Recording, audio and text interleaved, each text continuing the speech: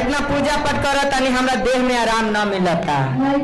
तो घरे चर्चा में होके घरे जाइबू आ जाइबू जैसी सास से लड़बू, ससुर से लड़बू और पति से लड़बू तो तहरा के सब जितना पूजा पाठ कर सब बेकार बा, सब बेकार बा। घरे में चारों धाम बा, घरे में चारों धाम बा। तो वही पर भजन बा कहे के हाँ